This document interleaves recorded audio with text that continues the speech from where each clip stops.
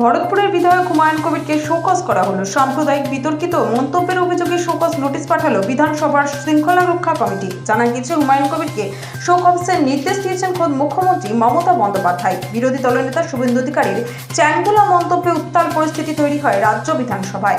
বিধানসভার বাইরে শুভেন্দু বলেছিলেন, তৃণমূল বাংলার হিন্দু জনগণকে উপরে ফেলতে চাইছে। ওদের দলে যেসব মুসলিম বিধায়ক জিতে আসবে তাদের চ্যাংদোলা করে 10 মাস পরে রাস্তায় ছুড়ে ফেলবো। আর এরই পাল্টা হুমায়ুন কবির রীতিমতো হুঁশিয়ারি দিয়ে বলেন, 72 ঘন্টার মধ্যে ওই কথা প্রত্যাহার না করলে 42 জন বিধায়ক আপনার ঘরের বাইরে আপনাকে বুঝে নেবে। আপনি পারলে 66 জনকে নিয়ে আমার সঙ্গে মোকাবিলা করুন। আমার জাতিকে অপমান করা হলে আমি ছেড়ে দেব না। মুর্শিদাবাদে যান, দেখে নেব আপনাকে। শুভেন্দু অধিকারী শুধু মেদিনীপুর বা কলকাতা নন, গোটা রাজ্যের বিরোধী দলনেতা তিনি কত বড় মাতব্বর হয়েছেন দেখে নেব। মুর্শিদাবাদে তাকে ঢুকতে দেব না।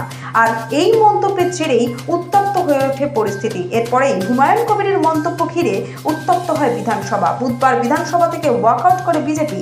হুমায়ুনের এই মন্তব্যে ক্ষোভ প্রকাশ করেছেন মুখ্যমন্ত্রী মমতা বন্দ্যোপাধ্যায় নিজেই। তারপরেই তাকে শোকজের নির্দেশ দেওয়া হয়। 24 ঘন্টার মধ্যে শোকজের উত্তর দিতে হবে হুমায়ুন কবিরকে। তিনি কোনো নোটিশ পাননি এখনো পর্যন্ত, এমনটাই দাবি করেছেন হুমায়ুন। তার কথায়, আগে জাতি তারপর দল। তৃণমূল কংগ্রেসের মুখপাত্র কুণাল ঘোষ অবশ্য বলেছেন, তৃণমূল এভাবেই নেতাদের বিরুদ্ধে ব্যবস্থা নেয়। বিজেপিকে কখনো এমন ব্যবস্থা নিতে দেখা যায়নি। Bureau report, Nobel Bangla.